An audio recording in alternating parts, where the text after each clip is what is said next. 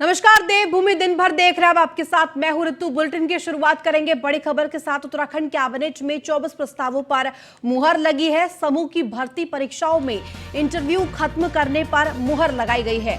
मुख्यमंत्री सौर स्वरोजगार योजना की संशोधित गाइडलाइन मंजूर की गई है। गन्ना खरीद मूल्यों का भी कैबिनेट ने निर्धारण किया। सेवा का अधिकार अधिनियम 2011 में संशोधन को मंजूरी मिली है। पुलिस, दूरसंचार और श्रम विभाग की सेवा नियमावली को मंजूरी दी गई है। सरकारी जमीनों पर कब्जे को लेकर सब कमेटी गठित की गई है।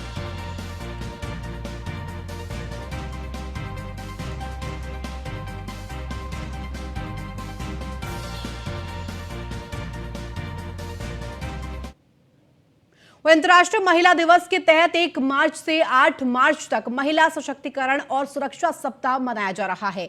मुख्यमंत्री पुष्कर सिंह धामी ने राजधानी में इसकी शुरुआत की।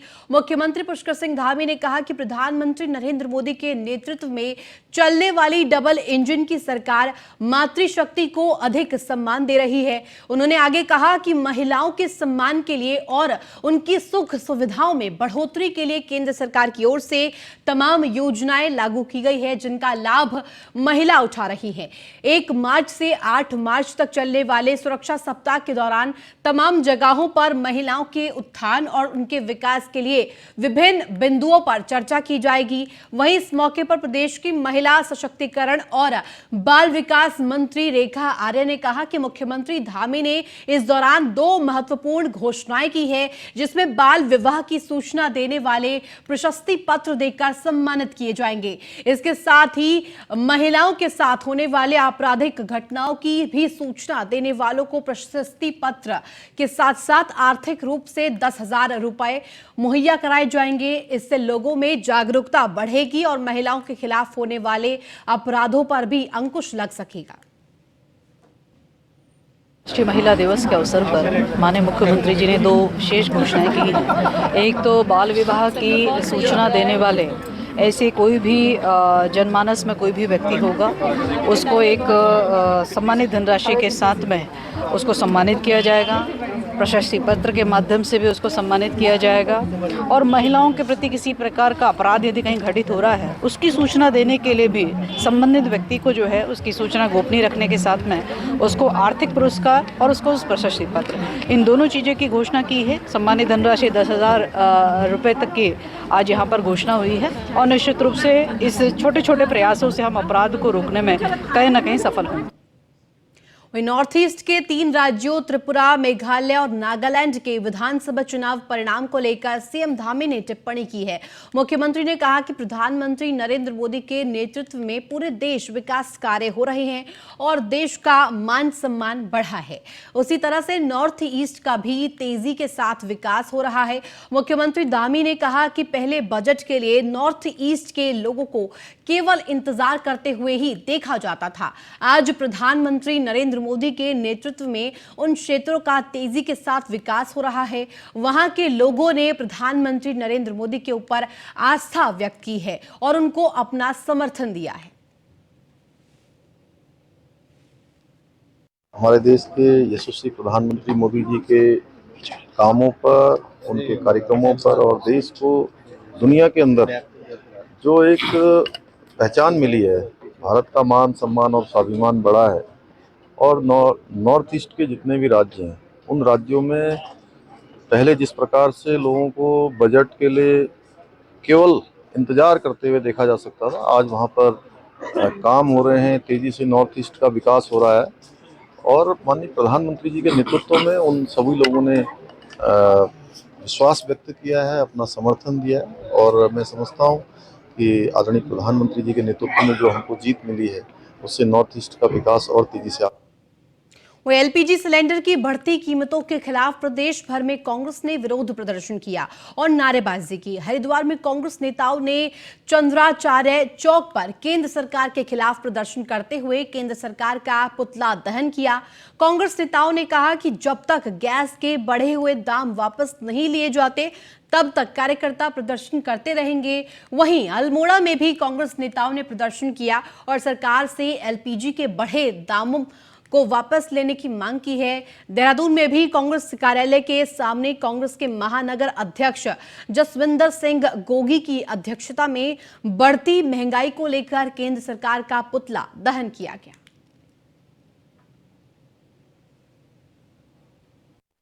भाजपा सरकार है पूरी तरह से बेलगाम हो चुकी है।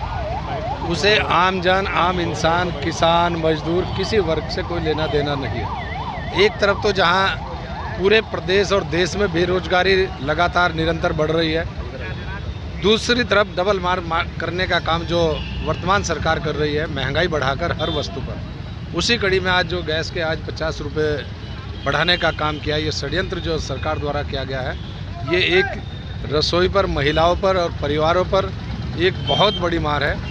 इसके खिलाफ कांग्रेस हर स्तर पर लड़ाई लड़ने का काम करेगी और सड़कों पर उतरने का काम करेगी। 50 रुपये अचानक एकदम गैस के सिलेंडर बढ़ा दिए गए।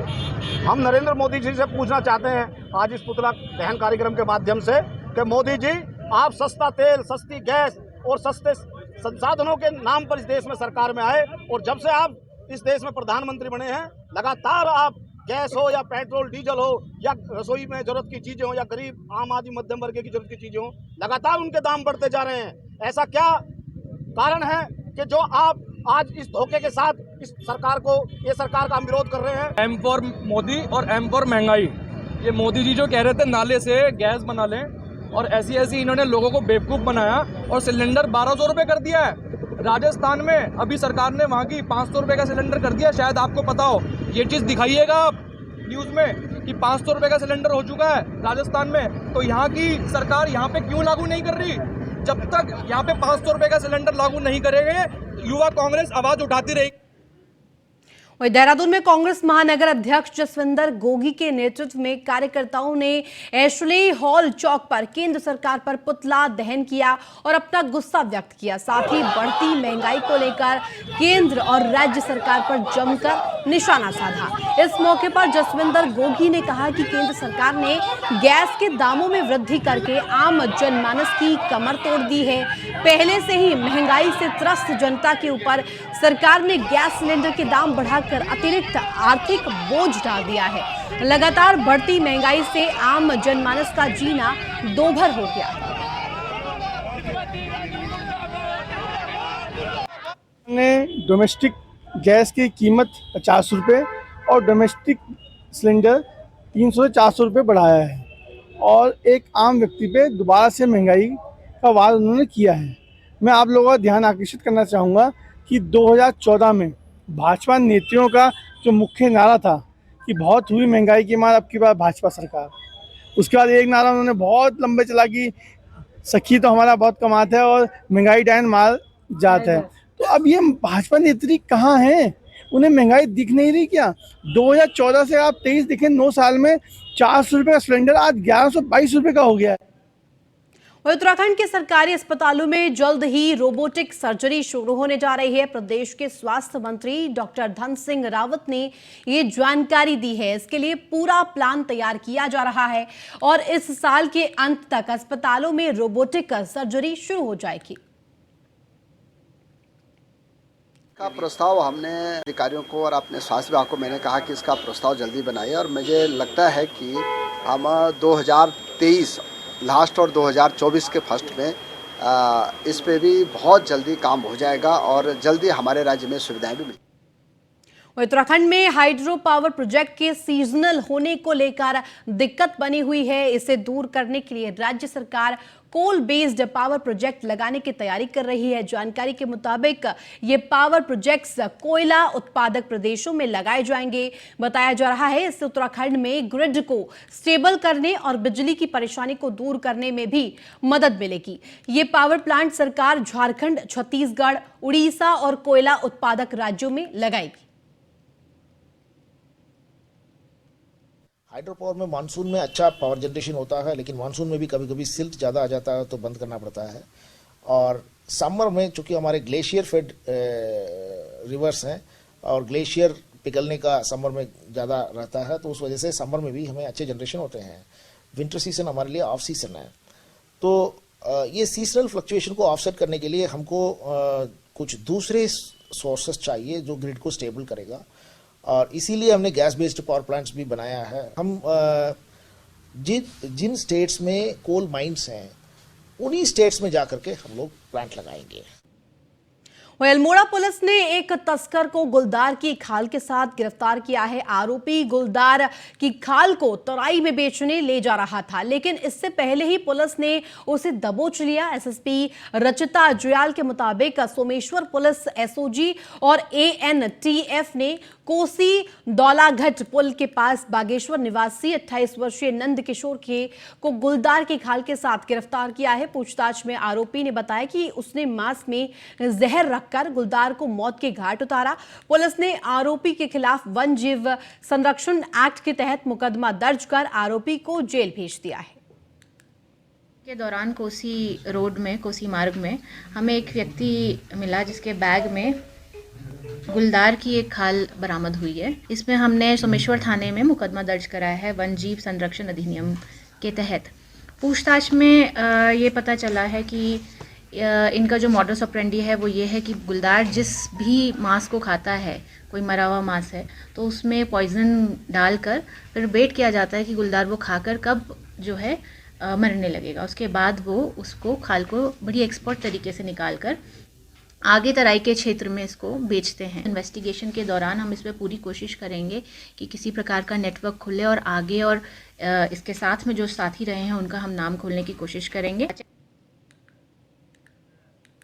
वहीं देहरादून में गुरुवार को संविदा एवं बेरोजगार स्टाफ नर्सेज द्वारा सचिवालय कूच किया गया। सचिवालय कूच कर रहे इन कर्मियों का कहना है कि 12 साल के बाद उत्तराखंड में सामान्य नर्सिंग अधिकारी के पदों की भर्ती का 2 साल पहले दिसंबर 2020 में विज्ञापन जारी किया गया था। उसमें कई खामियां के कारण भर्ती नहीं हो पाई थी, लेकिन 2 साल बाद सरकार तथा कैबिनेट के अथक प्रयासों से यह भर्ती वर्षवार ज्येष्ठा कार्यक्रम में करने का निर्णय लिया गया और 3 जनवरी 2023 में 1564 पदों के लिए विज्ञापन जारी किया गया, जो कि उत्तराखंड में रहने वाले अभ्यर्थियों के लिए। लेकिन अन्य राज्य से अभ्यर्थियों द्वारा इस भर्ती में शामिल होने के लिए हाईकोर्ट नैनीताल की शरण में जा चुके हैं और कोर्ट द्वारा उन्हें फॉर्म भरने की भी अनुमति प्रदान की जा चुकी है। आंदोलनरत कर्मियों का कहना है कि नर्सिंग अधिकारी का पद समूह ग श्रेणी में आता है, जो कि हमारे प्रदेश में स्थायी निवासियों के लिए आरक्षित है, किंतु ऐसे निर्णय से उत्तराखंड के मूल निवासी का हक छीना जा रहा है, जो कि यहाँ के मूल निवासियों के लिए दुर्भाग्यपूर्ण तथा अन्यायपूर्ण है। नर्सिंग अधिकारी हैं और जो है संविदा बेरोजगार स्टाफ नर्स हैं, सब लोग जो है पहाड़ में सेवाएं दे रहे हैं। हमारे पद आए हुए हैं और उन पदों के लिए जो है कुछ लोग बाहरी लोग माननीय उच्च न्यायालय चले गए हैं। कोर्ट ने उनको प्रोविजनल परमिट कर दिया है। अगर कोर्ट उनको इस फॉर्म को भरने की परमिशन देता है तो हमारे लोगों को नौकरी नहीं लगेगी और हमारे प्रदेश का युवा हमेशा बेरोजगार रहेगा। आज हम इसलिए यहाँ पर आए हैं कि हम सरकार से चाहते हैं कि समूह गा के पद जो हैं और घा के पद, जिस प्रकार से मुख्यमंत्री जी ने महिलाओं का आरक्षण 30% करने के लिए अध्यादेश लाया, उसी प्रकार समूह गा और घा के पदों के लिए अध्यादेश लाया जाए। भर्ती परीक्षाओं की सीबीआई जांच की मांग को लेकर बेरोजगार संघ के अध्यक्ष बॉबी पवार एक बार फिर से लामबंद हो गए हैं। गुरुवार को गांधी पार्क में सत्याग्रह करने पहुंचे बॉबी पवार को पुलिस ने धरना देने से रोक दिया और गांधी पार्क में धरना प्रदर्शन पर प्रतिबंध का पोस्टर लगा दिया। इससे नाराज बॉबी पवार ने अपना विरोध जताते हुए कहा कि प्रदेश का युवा भर्ती परीक्षाओं की सीबीआई जांच की मांग कर रहा है, लेकिन सरकार भर्ती परीक्षाओं की सीबीआई जांच कराने से बच रही है। उन्होंने कहा कि अपनी मांगों को लेकर बेरोजगारों का आंदोलन आगे भी जारी रहेगा। बता दें कि पिछले दिनों बेरोजगार आंदोलन के चलते जिले में धारा 144 लागू की गई थी, जिस पर फिलहाल रोक लगा दी गई है। जिलाधिकारी का कहना है कि यदि प्रदर्शन को लेकर ज्ञापन पहले प्रशासन को दिया गया है तो युवा बेझिझक प्रदर्शन कर सकते हैं। प्रक्रिया होती है, जिस प्रक्रिया को फॉलो किया जाता है, जब भी कभी कोई धरना प्रदर्शन किया जाता है तो परमिशन लेने की और जो भी एनओसीज लेनी होती है उसके क्रम में जहाँ जैसे ही एप्लीकेशन हमारे पास आती है हम उस प्रक्रिया को फॉलो करते हैं और उसके बाद बेरोजगार युवाओं के प्रदर्शन को दबाने का काम किया जा रहा है। बेरोजगार संघ की आवाज को दबाने के लिए काम किया जा रहा है। यहाँ पर कोई अगर राजनीतिक दल होता या कोई ऐसा संगठन होता जो राजनीतिक दल से पोषित संगठन है, उनको यहाँ पर परमिशन मिल जाती। और शहर में धारा 144 होने के बावजूद भी आपने देखा होगा कि तमाम राजनीतिक दलों द्वारा यहाँ पर विरोध प्रदर्शन किए गए, रैलियां निकाली गई, उस पर तो कोई कार्रवाई नहीं हुई, उन पर कोई 144 धारा का उल्लंघन नहीं हुआ। परंतु हम डरने वालों में से नहीं है, हम पीछे हटने वालों में से नहीं है। हमारी जो कल मांगे थी आज भी वही है, कल भी वही रहेगी जब तक मांगे नहीं मानी जाए। वही सेल्फी का क्रेज लोगों के सिर चढ़कर बोल रहा है। कई बार युवा वर्ग जान जोखिम में डालकर सेल्फी लेते दिखाई देते हैं। कुछ ऐसा ही रुड़की में भी देखने को मिला, जहां कुछ नाबालिग पानी की टंकी पर चढ़कर सेल्फी लेते दिखाई दिए, लेकिन जिम्मेदार अधिकारी इस सब से अनजान बने हुए हैं, जो हादसे का सबब बना हुआ है। वहीं उत्तराखंड पेयजल विकास के अधिशासी अभियंता CPS गंगवाल का कहना है कि अभी टैंक का निर्माण कार्य चल रहा है। ऊपर जाने वाले रास्ते पर लोहे की रेलिंग भी नहीं लगी है। उन्होंने कहा कि लॉकिंग अरेंजमेंट कराया जाएगा। उन्होंने बताया कि बाउंड्री वॉल का निर्माण कार्य जिला पंचायत की तरफ से होना है, जिसका टेंडर भी हो रहा है। करीब 1 माह में कार्य पूरा कर लिया जाएगा। हालांकि जब सुरक्षा की दृष्टि को लेकर उनसे सवाल पूछा गया तो इस पर उन्होंने चुप्पी साध ली। अभी टैंक का निर्माण का कार्य प्रगति पर है और उसमें अभी लॉकिंग अरेंजमेंट उसमें करा देंगे।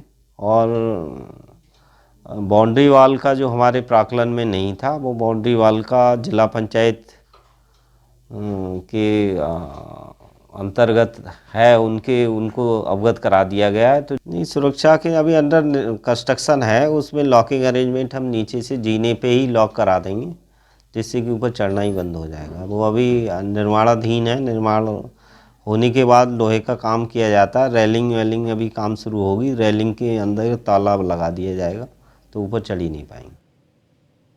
वही रुड़की से सड़क हादसे का दिल दहला देने वाला वीडियो सामने आया है। इस वीडियो को देखकर किसी के भी रोंगटे खड़े हो जाएंगे। कार ने सड़क पर पार कर रही 2 लड़कियां जिनकी उम्र 15 और 4 साल की है, उन्हें इतनी तेज टक्कर मारी कि देखने वालों की रूह कांप जाए। सीसीटीवी में जो सड़क हादसा कैद हुआ वो रुड़की के पास मंगलौर कोतवाली क्षेत्र के मंडावली गांव का बताया जा रहा है। वीडियो में साफ दिख रहा है कि 2 किशोरियां सड़क पार कर रही थी। जैसे ही वो डिवाइडर के पास पहुंची, तभी तेज रफ्तार कार ने उन्हें जोरदार टक्कर मारी। कार की टक्कर से दोनों सड़क के दूसरी ओर जा गिरी। वहीं कार भी डिवाइडर से टकराकर बुरी तरह से क्षतिग्रस्त हो गई। इस हादसे में दोनों लड़कियां गंभीर रूप से घायल हो गई।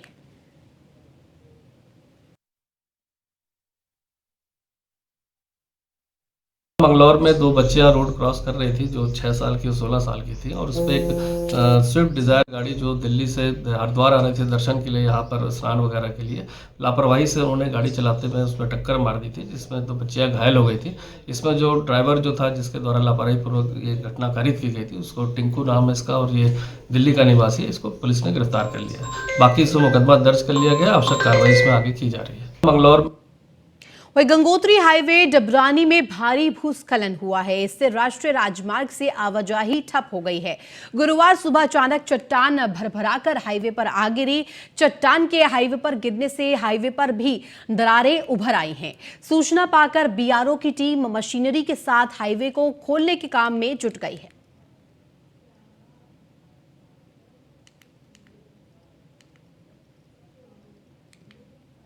सरकार द्वारा गांव-गांव तक सड़कों का जाल बिछाए जाने के दावे तो कई किए जाते हैं, लेकिन जिन सड़कों का निर्माण पूर्व में कराया गया है उसका सुधारीकरण और देखरेख करना अफसर भूल गए हैं। लंबे समय से नई सड़कों की मांग कर रहे धौला देवी सरयू घाटी क्षेत्र के लोगों का सब्र का बांध अब टूट गया है। क्षेत्र के सैकड़ों ग्रामीण अल्मोड़ा जिला मुख्यालय स्थित PWD के निर्माण खंड कार्यालय में धमक आए, जहां ग्रामीणों ने धरना प्रदर्शन कर विभाग और प्रदेश सरकार के खिलाफ जमकर नारेबाजी की। मांग नहीं मानने पर ग्रामीणों ने तहसील में क्रमिक और आमरण अनशन पर की चेतावनी दे दी है। वहीं PWD के अधिकारियों का कहना है कि शासन और वन विभाग के स्तर से इन सड़कों पर कार्रवाई होनी है। जैसे ही स्वीकृति मिल जाएगी तो निर्माण कार्य शुरू करा दी जाएगा। घाटी धौलादेवी विकास खंड के सरयू घाटी का क्षेत्र के लोग यहाँ पर आए हुए हैं रोडों को लेकर के, जिसमें 3-4 रोडों का 5 रोडों की बातें हैं। 2 किस्म की रोडें हैं, एक तो 3 रोडें हैं जिनको शासन स्तर से स्वीकृतियाँ मिलनी है, और 2 रोडें जिनको 8 साल हो गए स्वीकृत हुए और लोक निर्माण विभाग उसमें पूरा निर्माण कार्य नहीं कर रहा, अधर में लटका। इसको लेकर के हम यहाँ पर आए हैं। समस्त क्षेत्रवासी की कार्यालय अधिशासी अभियंता निर्माण खंड में अपने क्षेत्र की सड़कों की मांग को लेकर पहुंचे हैं। हमारे धनिया आरसलपुर मोटर मार्ग जो कि दयनीय स्थिति में है, जिसमें बहुत ही खड्डे हो चुके हैं, डामरीकरण का कार्य होना है। उसके साथ ही हमारे क्षेत्र में चिमाकोली जो एक घाटी में बसा हुआ है, 6 किलोमीटर की चढ़ाई चढ़ करके रोड में पहुंचना पड़ता है। तो इसी के साथ फिलहाल देवभूमि दिन भर में बस इतना ही। आप देखते रहिए न्यूज़ 1।